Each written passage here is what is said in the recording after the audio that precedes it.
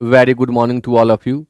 Dear students, we are studying degree of comparison, and in today's class I am going to continue from rule 15. No, rule 14. We did rule 13 in the last class, and today I am going to start rule 14. If two adjectives are given together, the first adjective is changed into adverb. यदि दो adjective एक साथ दिए गए हों तो पहले adjective को एडवर्ब में बदल देते हैं। यदि दो एजेक्टिव एक साथ दिए गए हों तो पहले एजेक्टिव को एडवर्ब में बदल देते हैं। अब इसके लिए इससे संबंधित क्वेश्चंस को सॉल्व करने के लिए आपको एजेक्टिव को एडवर्ब में बदलने आना चाहिए, नहीं तो एरर डिटेक्ट तो कर लेंगे, करेक्ट नहीं कर पाएंगे। तो एरर करेक्ट करने के लिए आप एजेक्टिव को एडवर्ब में कैसे बदलेंगे पहले यह सीखें। देखिए ट्रिक मैंने दे दिया है यहाँ। अगर हम एजेक्टिव के अंत में एल वाई जोड़ देंगे तो वह एडवर्ब बन जाएगा। जैसे क्लियर से क्लियरली हो जाएगा, ब्यूटीफुल से ब्यूटीफुल्ली हो जाएगा, ओरिजिनल से ओरिजिनली हो जाएगा, प्रॉपर से प्रॉपरली हो जाएगा। यानी एजेक्टिव के अंत में आप एल वाई जोड़ेंगे वह एडवर्ब बन जाएगा। देखिए question, It was complete dark when I reached there. When I reached there, जब मैं वहां पहुंचा। It was complete dark। अब आपको खोजना होगा कि क्या इसमें दो एजेक्टिव जो है वो लगातार है, वह कौन सा जगह है, कहाँ है वे दोनों एजेक्टिव। तो आप देखिए, एक कंप्लीट है, दूसरा डार्क है, ये दोनों एजेक्टिव ही हैं। और रूल हमें क्या सिखाता है कि जब दो एजेक्टिव एक साथ दिए गए हों, कॉन्जिक्यूटिवली दिए गए हों, लगातार दिए गए हों, तो पहले एजेक्टिव को एडवर्ब में बदलना होगा। अब बदलेंगे कैसे? तो एल वाई जोड़ करके। इसलिए कॉम्प्लीट के जगह पर कॉम्प्लीटली लिखना होगा। यानी it was completely dark when I reached there. जब मैं घर पहुंचा, रिच्ड होम है तो बिल्कुल अंधेरा हो गया था। Next one, this book is high important for every student. मैं मानता हूं कि क्वेश्चन नंबर 2 का एरर आपको दिख रहा होगा। यदि नहीं दिख रहा है तो आपको एडजेक्टिव पहचानने नहीं आ रहा है। एडजेक्टिव चैप्टर के शुरू दिन, फर्स्ट डे, मैंने कहा था कि जो किसी नाउन या प्रोनाउन के बारे में इंफॉर्मेशन ऐड करे वह एडजेक्टिव होता है, जो विशेषता बताए वह एडजेक्टिव होता है। तो आप देखिए, this book is high important for every student. तो यहाँ इंपॉर्टेंट भी एडजेक्टिव है और हाई भी एडजेक्टिव है, यानी हमें हाई के जगह पर हाईली लिखना होगा। हाईली इंपॉर्टेंट नहीं लिख सकते, high important. The third one is she was extreme sorry for her mistakes. She was extreme sorry for her mistakes. तो यहाँ दो शब्द आप एडजेक्टिव देख रहे हैं। सॉरी, जो सॉरो नाउन का एडजेक्टिव है। सॉरी आया कहाँ से? तो नाउन होता है सॉरो, एब्स्ट्रैक्ट नाउन है, उसका एडजेक्टिव बनाते हैं तो सॉरी हो जाता है। सॉरोफुल भी होता है। सॉरो के दो एडजेक्टिव होते हैं, सॉरी भी और सॉरोफुल भी। तो एक्सट्रीम सॉरी यह गलत है। एक्सट्रीमली सॉरी, अत्यंत खेद है उसे अपनी गलतियों के लिए, तो एक्सट्रीमली होगा। Rule 15, a noun is modified by an adjective not by an adverb. कई बार एग्जामिनेशंस में आप देखेंगे क्वेश्चन पेपर या जो सेट्स आते हैं क्वेश्चंस के, उनमें देखेंगे कि नाउन को मॉडिफाई एडवर्ब के द्वारा कराया गया है और वह गलत है। तो कैसे पकड़ेंगे क्वेश्चन को? देखिए, you should not have expensively mobile. आप देखिए कितना आसान है। मोबाइल नाउन है, नाउन को मॉडिफाई करने का काम एडजेक्टिव का है, एडवर्ब का नहीं। एक्सपेंसिव शब्द अपने आप में एडजेक्टिव है। अब उसका एडवर्ब क्या होगा? एक्सपेंसिवली होगा। तो एक्सपेंसिवली जब होगा एडवर्ब, यानी यह जो दिया गया यह एडवर्ब है। और मैं आपको ट्रिक से भी बता देता हूं एक बार कि कभी भी नाउन को एडवर्ब के द्वारा मॉडिफाई किया गया हो, छोड़िए मॉडिफाई, इतनी बड़ी बात समझ में कहीं नहीं आए तो आप ऐसे समझिए कि अगर नाउन के पहले एडवर्ब दिया गया है तो यह एडवर्ब गलत है, नहीं होगा। इस एडवर्ब को हमें एडजेक्टिव में बदलना होगा। इस ट्रिक से आप देखते इस क्वेश्चन सॉल्व करेंगे। तो एक्सपेंसिवली, अब फिर हमें एडजेक्टिव बनाना है तो हम एल वाई हटा देंगे, एक्सपेंसिव हो जाएगा। You should not have expensive mobile, आपके पास महंगा मोबाइल नहीं होना चाहिए। The next one is this rule is of highly importance for everyone. This rule is of highly importance for everyone. यहाँ इंपॉर्टेंट शब्द एब्स्ट्रैक्ट नाउन है जो कि इंपॉर्टेंट एडजेक्टिव का होता है। अब हाईली शब्द यहां बिल्कुल गलत है, हाईली के जगह पर आपको हाई लिखना होगा। He has done thoroughly study of this book, यहां स्टडी शब्द नाउन है, thoroughly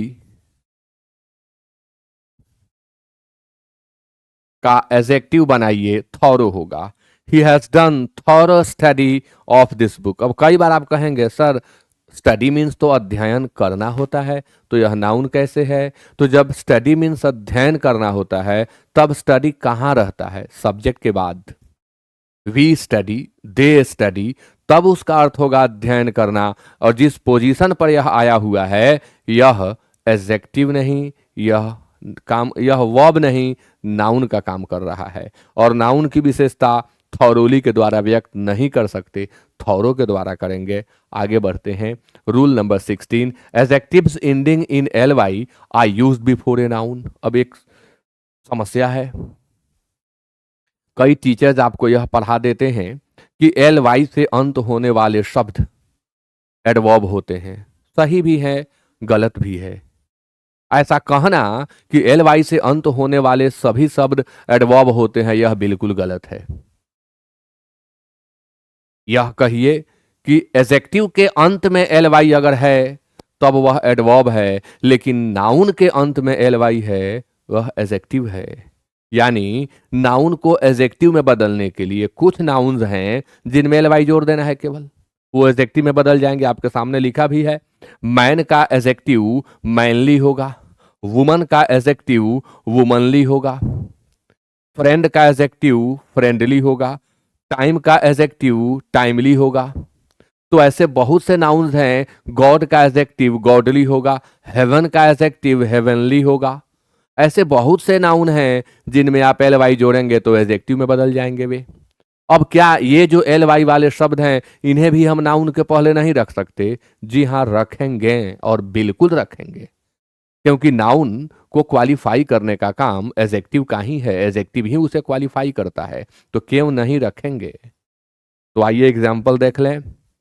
her manly behaviour is unacceptable. Her manly behaviour is unacceptable, यानी उसका पुरुषों जैसा व्यवहार अस्वीकार्य है, अनएक्सेप्टेबल है यानी अस्वीकार्य है। तो यहां मैनली बिहेवियर, बिहेवियर नाउन की विशेषता मैनली बता रहा है और यह एडजेक्टिव है, इसलिए यह सेंटेंस सही है। Timely maintenance of your car has been fruitful. Timely maintenance of your car has been fruitful, यानी भाई आप अपने कार का टाइमली मेंटेनेंस किए हैं, यह फ्रूटफुल रहा है, लाभकारी रहा है। यूजफुल लाभकारी, फ्रूटफुल लाभकारी, तो बिल्कुल सही है। मेंटेनेंस सब नाउन है और टाइमली एडजेक्टिव का काम किया, इसलिए यह सेंटेंस सही है। There is friendly relationship between you and him, आपके और उसके बीच दोस्ताना संबंध है, मित्रवत संबंध है। तो फ्रेंडली मित्रवत के अर्थ में यूज हो रहा है, यानी यह एडजेक्टिव है, मित्रवत के रूप में एडजेक्टिव है और यह नाउन है, एब्स्ट्रैक्ट नाउन है, भाववाचक संज्ञा। यह सेंटेंस बिल्कुल सही है। Rule 17, a principal verb is modified by an adverb not by an adjective. बहुत इंपॉर्टेंट बात, अगर आप इंग्लिश बोल रहे हैं और किसी प्रिंसिपल वर्ब की की विशेषता आपको व्यक्त करनी है तो आप ध्यान रखें, a principal verb can be modified by an adverb not by an adjective. किसी प्रिंसिपल वर्ब की विशेषता में एडवर्ब का प्रयोग करें, एडजेक्टिव का नहीं। इसको सरल बनाने के लिए मैंने एक ट्रिक बना दिया है कि principal verb plus object plus adjective. अगर दिखाई पड़े तो यह एडजेक्टिव गलत होगा। देखते आप काट दें। किसी भी प्रिंसिपल वर्ब के बाद ऑब्जेक्ट हो, अच्छा ये भी हम कहेंगे कि ऑब्जेक्ट हो तब भी, ऑब्जेक्ट नहीं हो तब भी, ऑब्जेक्ट हो तब भी, ऑब्जेक्ट नहीं हो तब भी एडजेक्टिव आएगा तो आपको काटना पड़ेगा, एडजेक्टिव नहीं होगा वहां, आपको वहां यूज करना होगा एडवर्ब, एडवर्ब यूज करना होगा। सी स्पीक्स फ्लुएंट, तो आप देखिए यहां ऑब्जेक्ट नहीं है, विदाउट ऑब्जेक्ट है। स्पीक्स क्या है, तो एक प्रिंसिपल वर्ब है, एक्शन डिनोटिंग वर्ड है यह, तो फ्लुएंट नहीं होगा। इस फ्लुएंट के जगह पर हमें यूज करना होगा fluently. She speaks English fluent, अब यहां ऑब्जेक्ट आ गया, ऑब्जेक्ट नहीं था तब भी, ऑब्जेक्ट हुआ तब भी, फ्लुएंट गलत है, यहां फ्लुएंटली लिखना पड़ रहा है। क्यों? क्योंकि speaks verb, principal verb, transitive verb की विशेषता को व्यक्त करनी है। वह धारा प्रवाह बोलती है, कैसे बोलती है? धारा प्रवाह यानी उसके बोलने की विशेषता, बोलने का तरीका क्या है, उसको जो है यहां पर व्यक्त करना है, इसलिए फ्लुएंटली होगा। इसमें भी वही है, वह अंग्रेजी धारा प्रवाह बोलती है, कैसे बोलती है अंग्रेजी? धारा प्रवाह, यानी स्पीक्स की विशेषता बतानी है, इसलिए फ्लुएंट नहीं लिखेंगे, फ्लुएंटली लिखेंगे। My daughter does her work neat, my daughter does her work neat, तो नीट बिल्कुल गलत है, यहां नीट के जगह पर हमें लिखना होगा नीटली। नीट के जगह पर क्या लिखेंगे? नीटली, बिल्कुल क्लीन तरीके से, साफ सुथरे ढंग से करती है, नीटली करती है। डज वर्ब की विशेषता बतानी है और वर्ब की विशेषता में एडवर्ब आएगा। फिर एक विशेष बात, अगर प्रिंसिपल वर्ब के पहले एडजेक्टिव आ गया तब भी विशेषता बताता है ना जी।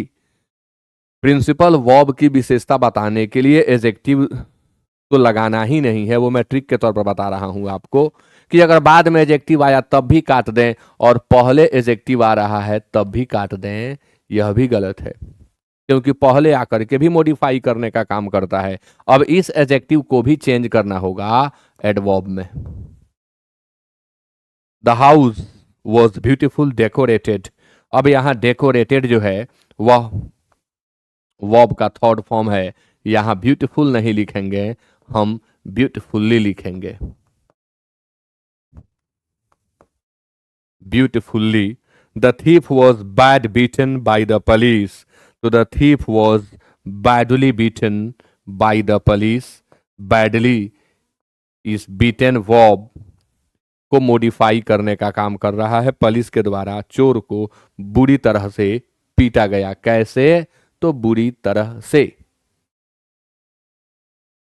नोट, अब यहां एक और खास बात है, linking verbs like look, feel, seem, appear, taste, remain and smell take an adjective, not an adverb, because the adjective describes the subject, not the verb. अब ये जो कुछ वर्ब है ना, look, feel, seem, taste, remain, appear, smell etcetera, इनके साथ आप adjective का प्रयोग करिए, क्योंकि ये लिंक करने का काम करते हैं, यहां वर्ब को मॉडिफाई करना ही नहीं रहता है, इनके साथ एडजेक्टिव लगाइए। जैसे द फ्लावर स्मेल्स डैश, अब जो फूल है ना वो स्मेल करता है, कैसे? मीठे तरीके से, कि उसका स्मेल जो है वो मीठा होता है, तो कनेक्टिंग, लिंकिंग का काम कर रहा है, तो स्मेल स्वीट होगा, स्वीटली नहीं, देखते काटिएगा। द सॉप टेस्ट डिलीशियस, कैसा लगा भाई, टेस्ट कैसा है उसका, तो डिलीशियस है। अब डेलिशियस मत पढ़िएगा, गलत है प्रोनाउंसिएशन, डिलीशियस। ही सिम्स ऑनेस्ट, वह ऑनेस्ट प्रतीत होता है, सीम का अर्थ होता है प्रतीत होना, मालूम पड़ना। द प्लान अपियर्स रिस्की, यह जो प्लान है, जो योजना है, यह जोखिम भरा लगता है, यह रिस्की है, रिस्की मतलब जोखिम भरा, पैरिलस और डेंजरस इसके सिनोनिम होते हैं। तो look, feel, seem, appear, remain, ये सब याद कर लीजिएगा, आपको ये एडजेक्टिव लेंगे। अब फिर एक बात आपको बताऊंगा, if these verbs are used as action verbs, यदि देखिए जैसे प्रतीत होना, ये हो जाने वाले काम हैं। स्मेल वो ऑटोमेटिक है, होगा, स्मेल आएगा, आप स्मेल करें, आप चाह रहे हैं कि कोई चीज आपके नाक तक आए तो भी आएगी, और नहीं चाहेंगे तो भी आएगी। यानी वो हो जाने वाले हैं, आप नहीं करते। लेकिन जब आप कर रहे हो तब एल वाई लगाइए, तब एडवर्ब देना होगा। यानी जब वो स्पॉन्टेनियस एक्टिविटी के रूप में, स्पॉन्टेनियस एक्शन के रूप में आ जाते हैं, तब एडवर्ब की जरूरत नहीं, एडजेक्टिव की जरूरत होती है। लेकिन आप जब कर रहे हैं उसको, तब एडवर्ब चाहिए। एग्जाम्पल से क्लियर होगा। She looked carefully at the picture. अब कहें कि शी वॉज लुकिंग ब्यूटिफुल्ली, तो हमारा सेंटेंस गलत होगा। शी वॉज लुकिंग ब्यूटिफुल्ली इसलिए गलत होगा, वह सुंदर दिख रही थी। आप देख नहीं रहे थे, वह दिख रही थी। लेकिन जब आप देख रहे थे तब वहां पर एल वाई लगा करके एडवर्ब बनाना पड़ेगा। शी वॉज लुकिंग ब्यूटिफुल्ली, वह सुंदर दिख रही थी। और I was looking at her lovingly, मैं उसे प्रेम से देख रहा था। तो देख रहा था यानी यहां एक्शन हो रहा था, और जब सब्जेक्ट के द्वारा एक्शन हो रहा हो तब आपको एडवर्ब देना पड़ेगा। She looked carefully at the picture, यह बिल्कुल सही है, क्योंकि उसने तस्वीर पर ध्यानपूर्वक देखा। किसने? उसने देखा। और वहां क्या था? वह सुंदर दिख रही है। She is looking beautiful. आप क्रोधित लग रहे हैं। You appear angry. You appear angry, आप क्रोधित लग रहे हैं, आप थोड़े दिखा रहे हैं, नहीं, लग रहे हैं आप। तो ये अंतर समझिएगा। He smelled carefully before buying the fruit. Fruit को खरीदने से पहले उसने उसे ध्यानपूर्वक स्मेल करके देखा कि खराब तो नहीं हुआ है, या इसका स्मेल जो है बढ़िया है ना, अच्छा पका होगा ना, अच्छा टेस्ट आएगा ना। अब भी करते होंगे फल खरीदते समय, आम वगैरह खरीदते करके लोग देखते हैं कि अच्छा बढ़िया पका है या नहीं, अच्छा है, इसकी इसमें जो इसका जो स्मेल है वो अगर अच्छा है यानी इसका टेस्ट भी अच्छा होगा। तो ही स्मेल्ड, उसने स्मेल किया सावधानी पूर्वक। तो देखिए यहां केयरफुल्ली सही है, यहां केयरफुल्ली सही है। वह मुझे गुस्से में देख रहा था। He was looking at me angrily, और he was looking angrily at me, यह बिल्कुल सही है। तो ये बहुत बारीक चीज आपको बता रहा हूं, हो सकता है आप में से किसी को समझ में नहीं आया हो। बार बार सुनिएगा यहां पर वीडियो को आप, तो क्लियर समझ में आ जाएगा। स्वतः अगर हो गया, जैसे मैंने कहा कि कोई चीज प्रतीत होती है, प्रतीत हो जाएगी, आपको करना नहीं है, वो प्रतीत हो जाएगी। अगर कहीं से गंध आ रही है तो वो गंध आ जाएगी। ऐसा नहीं है कि आप उस गंध को आप एब्जॉर्ब करना चाहते थे ना, ऐसा नहीं था। विदाउट आपके एब्जॉर्बेशन के वह परसेप्शन आप तक आने लगेगा, वह स्मेल आप तक आने लगेगा। यानी वह स्पॉन्टेनियसली हो रहा है, वह स्वतः हो रहा है। तो वहां एडजेक्टिव दीजिए। जहां एक्टिवली परफॉर्म किया जा रहा है, काम को किया जा रहा है, वहां पर आपको एडवर्ब देना होगा, एडजेक्टिव नहीं। और इसी के साथ हम एक बड़ा चैप्टर डिग्री ऑफ कंपैरिजन समाप्त किए, जिसमें हम एडजेक्टिव के भी बहुत सारे रूल्स को सीखे। हमने कहा था आपको कि the comparative study of adjective is called degree. यानी डिग्री है क्या? तो विशेषण के तुलनात्मक अध्ययन को हम डिग्री कहते हैं, जिसे हम लोगों ने कंप्लीट कर लिया। मिलेंगे फिर नेक्स्ट क्लास में, और नया चैप्टर हम लोग आरंभ करेंगे जिसका नाम होगा आर्टिकल्स। अब आपको क्या करना होगा? तो अब आप एडजेक्टिव पर असाइनमेंट में जाकर के देखें। एडजेक्टिव्स पर जितने सारे क्वेश्चंस दिए गए हैं, एडजेक्टिव फीलर, पहले तो डिग्री चेंज के 3 एक्सरसाइज हैं, उनको आपको बना लेना है, आंसर से चेक कर लेना है। फिर आप एडजेक्टिव फीलर्स में 2 एक्सरसाइज दिए गए हैं, उन दोनों को बनाइए। और भी बहुत सारे एक्सरसाइज ऐसे भी अपलोड कर दिए जाते हैं आपके प्रैक्टिस के लिए, उन्हें भी खोल खोल करके देखिए सारे पीडीएफ को, और उन सबको बनाइए, आंसर से चेक करिए।